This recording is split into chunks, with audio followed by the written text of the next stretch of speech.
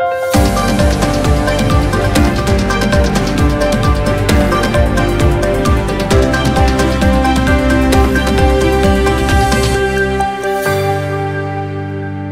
मी अनुष्का. शंखनाद न्यूज चॅनलच्या मराठी बातमीपत्रात आपल्या सर्वांचं परत एकदा स्वागत करते. बघूया आजच्या काही मराठी ठळक बातम्या. नागपूर येथील साहित्य कला सेवा मंडळ व महाराष्ट्र राज्य साहित्य व संस्कृती मंडळ मुंबई यांच्या संयुक्त विद्यमानाने आयोजित दुसरे अन्य मराठी राज्यस्तरीय साहित्य संमेलन नागपुरात थाटात पार पडले. दिनांक 17 व 18 फेब्रुवारीला संपन्न झालेल्या या साहित्य संमेलनाचे उद्घाटन लोकमान्य टिळक स्मृती सभागृह, कस्तुरबा भवन, बजाजनगर, नागपूर येथे करण्यात आले. सुप्रसिद्ध साहित्यिक डॉक्टर मदन कुलकर्णी या संमेलनाच्या अध्यक्षस्थानी होते. इन्स्टिट्यूट मिनेझिस ब्रॉंगाज गोव्याचे अध्यक्ष दशरथ परब, संमेलनाचे स्वागताध्यक्ष व दैनिक दिव्य वतनचे संस्थापक संपादक गोपाल कडूकर, पुष्पराज गावंडे, परशुराम खुणे, बबनराव सराटकर व साहित्य कला सेवा मंडळाचे अध्यक्ष राजेश कुबडे, राजेंद्र बोकाडे, आशाताई पांडे यावेळी प्रामुख्याने उपस्थित होते. संमेलनात उद्घाटनानंतरचा पहिला परिसंवाद ललित साहित्यांचे अंतरंग या विषयावर रंगला. डॉक्टर राजेंद्र वाटाणे यांच्या अध्यक्षतेखाली झालेल्या या परिसंवादात तीर्थराज कामगती व शंखनाद न्यूज चॅनलचे संपादक सुनील कुहीकर यांनी प्रकाशझोत टाकला. कवी संमेलन व सांस्कृतिक कार्यक्रम असे विविध या 2 दिवस साहित्य संमेलनात कार्यक्रम पार पडले. शंखनाद न्यूजसाठी ब्युरो रिपोर्ट. उपस्थित सर्व मान्यवरांना मी साष्टांग नमस्कार करतो आपल्याला. आणि माझ्या भाषणासाठी तुम्ही तोपर्यंत थांबले आहात याच्याबद्दल मी कृतज्ञता व्यक्त करतो. अशी एकामागे एक कथामागे घेतली आणि त्याच्यामध्ये एका संमेलनात आम्ही लोकसाहित्य आणि लोकपरंपरा याचा संलग्न विषय असं घेऊन एक चांगली स्मरणिका आम्ही काढली. माझा नेहमी असा प्रयत्न राहिला की या संमेलनाच्या निमित्तानं अकॅडमिकही काही भाग त्याच्यामध्ये असला पाहिजे. कारण इतर आपण लिहितो आता मान्यवरांचे एवढे सुरुवातीला आदर आणि पत्रमित्र पाठवले लिहिलेले असतात की त्याच्यातून काय आपल्याला मिळते मला कधीच काही समजलं नाही. पहिल्यांदा आम्ही दुसरा प्रयत्न मित्र म्हणतात म्हणून केला, त्यानंतर मी तो रद्दच करून टाकला. म्हटलं अकॅडमिक काहीतरी टिकेल. उद्या जाऊन ती स्मरणिका लोकपरंपरा आणि मराठी साहित्य काय दिले लोकपरंपरेने आत्ता आपण सांगितलं. कुणाने जे सांगितलं काही बरोबरचं सांगितलेलं नाही. त्याचा उपयोग करून आजचं मराठी कथित नागर नाटक कसं समृद्ध करता येईल अशा प्रकारचा प्रयत्न मराठी नागर नाटकांनी केलेला आहे. त्यातला एकच उल्लेख मला आता नेमका आठवणार नाही, पण जे आपल्याकडे दंडार चालतं या दंडाराची पूर्ण पार्श्वभूमी घेऊन खरं तर ते नाटक लिहिलं गेलेलं आहे. मला नेमकं आठवत नाही. सदर दैनिकात आपल्या सर्व साहित्यिक, सांस्कृतिक व सेवाभावी लोकांचा समावेश त्यात असणार आहे. विविध आपण सदर दैनिक दिव्यवतनमध्ये चालवणार आहोत. कृषी असेल, आरोग्य व विविध सदरांमध्ये आपल्या महाराष्ट्रातील आणि विदर्भातील तसेच नागपुरातील खास करून विविध साहित्यिकांचे, लेखकांचे आपण सदर सुरू करणार आहोत. त्या संदर्भात भविष्यात आम्ही तशी माहिती देऊच. आवर्जून इथे आलात त्याबद्दल मी आपले मनपूर्वक स्वागत करतो. शेवटी या हायकू, विरूपिका व चारोळ्या या ओवी किंवा रुबाई यासारख्या नवख्या विषयावर या संमेलनात विशेष चर्चा होणार आहे अशी मनोकामना करतो. तसेच या दुसऱ्या अन्य मराठी राज्यस्तरीय साहित्य संमेलनात येणाऱ्या सर्व सारस्वतांचे पुन्हा एकदा स्वागताध्यक्ष म्हणून मनपूर्वक स्वागत करतो व बाहेरून आलेल्या सर्व पाहुण्यांचे स्वागत करतो व मी माझे स्वागतपर भाषण संपवतो. जय हिंद, जय महाराष्ट्र. ती पोर्तुगीज काळात ती स्थापन झाली होती. इन्स्टिट्यूट मिनेझिस ब्रगांझा. मिनेझिस ब्रगांझा हे गोव्यातले एक थोर स्वातंत्र्य सैनिक होते आणि ते ख्रिश्चन होते. ते असून सुद्धा राम मनोहर लोहियांना ते जेव्हा 1944 मध्ये पहिल्यांदा आले गोव्यात, तेव्हा नंतर 1946 मध्ये पहिला गोव्यातला स्वातंत्र्य लढा लोहिया मैदान म्हणून मडगावला आहे, आत्ता त्याला लोहिया मैदान आहे नाव दिलं. त्यावेळी पोर्तुगीजांच्या विरुद्ध पहिलं बंड राम मनोहर लोहिया आणि मेनेझेस ब्रागांझा याने फुटवलं होतं, असा त्याचा इतिहास आहे. त्या थोर पुरुषाचं नाव ज्या संस्थेचा मी अध्यक्ष आहे त्या संस्थेला आहे. आणि आता या संस्थेचा जसा उद्देश आहे कला संस्कृती जपून. त्यांना आश्चर्य म्हटलं की एवढी झाडीपट्टी बाजूला आहे. हो सर बोलले, पूर्व विदर्भ आहे आमचा, गडचिरोली, चंद्रपूर, भंडारा, गोंदिया हा पूर्व विदर्भामध्ये ही झाडीपट्टी रंगभूमी आहे. त्याला फार मोठी परंपरा आहे. भावेच्या काळापासून जी रंगभूमी होती त्या काळापासून आमची रंगभूमी जिवंत आहे, ती ठेवण्याचं काम केलं आहे. तुम्हाला आश्चर्य वाटेल बरं सर, आमच्या झाडीपट्टीत दरवर्षी जवळपास 70-80 कोटीची उलाढाल होती. एका गावात 4 नाटकं असतातच. परवा एक नाटक आहे कुरुड गाव आहे आमचं सर, त्या परंपरेच्या गावात 12 नाटकं एका दिवशी होतात. कोरोनामुळे कमी झाला, आता यावर्षी बंद होती पण आता सुरू झालं. त्या गावात मोहल्लाबाईच कंपनी आहे, कुरुड मोहल्ला, पारधी मोहल्ला असे मोहल्लाबाई नाटकं होतात. आणि त्या गावाची परंपरा अशी आहे शंकरपट, आणि दिवसा त्या गावात कोणी या कुठलाही पाहुणा कोणाच्या घरी जेवा. वेगवेगळ्या प्रकारच्या महाकाव्यांचा समावेश या ललित साहित्यामध्ये होतो. ज्ञानेश्वरी ही ललित साहित्यातली एक सर्वांग सुंदर अशी कलाकृती आहे असं म्हटलं पाहिजे. लक्षात घ्या, तोपर्यंत म्हणजे भगवंतांनी सांगितलेली गीता तोपर्यंत त्यावेळच्या समाज रचनेमुळे, त्याच्या भाषेमुळे समाजातल्या एका विशिष्ट वर्गापुरती मर्यादित राहिलेली, त्यांच्यापुरतीच ती केंद्रित राहिलेली भगवद्गीता ज्ञानेश्वरांनी त्यावेळच्या मराठी भाषेमध्ये, त्यावेळच्या सर्वसामान्य मराठी माणसाला किंवा एकूणच जगताला कळेल अशा भाषेत, कळेल अशी उदाहरणं देत, समजेल अशा उपमा देत हीच गीता विस्तृत केली. आणि या ज्ञानेश्वरीमधलं सगळ्यात शेवटी त्यांनी केलेलं संपूर्ण विश्वाच्या कल्याणाची कल्पना जी आहे खरंच अद्भुत आहे, विलक्षण आहे. जे भाषेचं सौंदर्य ज्ञानेश्वर माऊलींनी ज्ञानेश्वरीत वापरलेलं आहे, ज्या उपमा वापरलेल्या आहेत, जी उदाहरणं वापरली आहेत, मला असं वाटतं की सगळंच सुंदर विलक्षण असं ते आहे. साहित्य कला सेवा मंडळ व महाराष्ट्र राज्य संस्कृती मंडळ मुंबई यांच्या संयुक्त विद्यमाने आयोजित दुसरे अन्य मराठी राज्यस्तरीय साहित्य संमेलन आज लोकमान्य टिळक स्मृती सभागृह कस्तुरबा नगर इथे याचं उद्घाटन झालेलं आहे. द्विदिवसीय हे संमेलन आहे. या संमेलनामध्ये विविध परिसंवाद, त्याचप्रमाणे निमंत्रिताचे कवी संमेलन, उपस्थितांचे कवी संमेलन व विविध परिसंवाद ठेवलेले आहे. बऱ्याच मागील काही दिवसापासून साहित्य कला सेवा मंडळ तसेच दैनिक दिव्यवतन यांच्या प्रयासाने हे संमेलन आयोजित झाले. बऱ्याच महानुभावांचे सहकार्य लाभले. निश्चितच महाराष्ट्राला साहित्याची मोठी परंपरा लाभलेली आहे. महाराष्ट्राप्रमाणे विदर्भ तसेच नागपूरमध्ये विविध संस्था साहित्य क्षेत्रात कार्य करत असतात. त्यात साहित्य कला सेवा मंडळसुद्धा खारीचा वाटा उचलण्याचा प्रयत्न करतो. आणि दैनिक दिव्यवतन या वृत्तपत्राच्या मुख्य संपादक नात्याने मी नेहमीच साहित्य क्षेत्रात विविध साहित्य ज्या संघटना आहेत त्या संघटनेंना साहित्य क्षेत्रात कार्य करण्यास सहकार्य व्हावे म्हणून मी सुद्धा त्यात खारीचा वाटा उचलतो. निश्चितच साहित्य कलाकृती समाजाचा आरसा आहे, समाजाचं दर्पण आहे. त्याचप्रमाणे वृत्तपत्रसुद्धा समाजाचं दर्पण आहे, आरसा आहे. समाजामध्ये ज्या विविध गोष्टी प्रतिबिंबित होत असतात त्या प्रतिबिंबित होण्यासाठी माध्यमं लागतं. आणि मागील 8-9 वर्षापासून विदर्भ वतनच्या माध्यमातून आम्ही हे कार्य करत आलेलो आहोत. छत्रपती शिवाजी महाराजांचा शिवजन्मोत्सव सोहळा नागपुरात मोठ्या उत्साहात साजरा करण्यात आला। प्रतिवर्षीप्रमाणे यावर्षी देखील राजा शिवछत्रपती प्रतिष्ठानकडून मोठ्या उत्साहात छत्रपती शिवाजी महाराज यांच्या जयंती महोत्सवाचे आयोजन करण्यात आले। गांधी गेट महाल परिसरातील शिवाजी महाराजांच्या प्रतिमेला सकाळी दुग्धाभिषेक करून महाआरती पार पडली।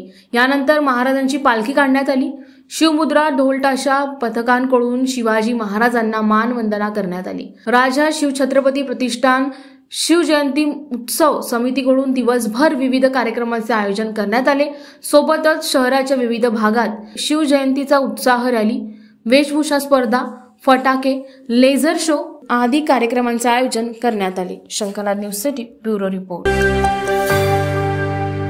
श्री स्वराज्यवीर संघटना भद्रावती चंद्रपूर यांच्या वतीने 8व्या वर्षी कृतिशील शिवजन्मोत्सव सोहळा 2024 भव्य दिव्य आयोजित करण्यात आला। संजीवनी पर्यावरण सामाजिक संस्थेचे अध्यक्ष राजेश दादा वारलूजी बेले यांच्या प्रमुख उपस्थितीत हा सोहळा पार पडला। त्यांनी शिवजयंती निमित्त उपस्थितांना मार्गदर्शन केले व शिक्षणाच्या खासगीकरणाला विरोध दर्शविला। दिनांक 18 फेब्रुवारी 2024 रोजी रविवारी सकाळी 10 ते दुपारी 1 पर्यंत नीलकंठराव शिंदे विज्ञान व कला महाविद्यालय मुख्य मार्ग भद्रावती येथे भद्रावती शहर स्तरीय निबंध स्पर्धेचे आयोजन करण्यात आले होते।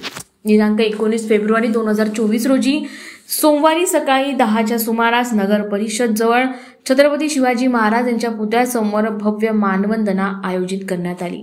त्यानंतर सकाळी 9च्या सुमारास नगर परिषद भद्रावती ते नागमंदिर बाळासाहेब प्रवेशद्वारपर्यंत विशाल शोभायात्रा आयोजित करण्यात आली। या कार्यक्रमाला निखिल बावणे, अभि उमरे यांच्यासह अनेक पदाधिकारी व मान्यवर प्रामुख्याने उपस्थित होते। श्री स्वराज्यवीर संघटना भद्रावती यांच्या वतीने आयोजित कृतिशील शिवजन्मोत्सव सोहळा 2024ला नागरिकांचा मोठ्या प्रमाणात प्रतिसाद बघायला मिळाला। कार्यक्रमाचे यशस्वी आयोजन करण्यात सर्व पदाधिकारी व कार्यकर्त्यांनी सहकार्य केले। Shankarnath news city bureau report. भद्रावतीच्या पावन नगरीमध्ये कृतिशील शिव जयंती महोत्सव 2024 श्री स्वराज्यवीर संघटना भद्रावती मार्फत भव्य शोभायात्रा काढण्यात आली।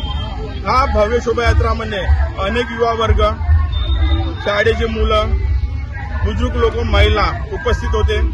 स्वराज्याची स्थापना छत्रपती शिवाजी महाराजांनी केली। ही प्रेरणा घेऊन भद्रावती शहरातील युवा वर्ग आणि चंद्रपूर जिल्ह्यातील नागरिक आज भव्य मोठ्या संख्येने आणि उत्साहात शिवजयंती साजरी करून राहिलेले आहे। आज शिवजयंती मार्फत एक संदेश देण्याचे हा युवा पिढीने काम केलेलं आहे। शिक्षणाचे जे खाजगीकरण झालेलं आहे हे खाजगीकरण बंद करण्यात यावी।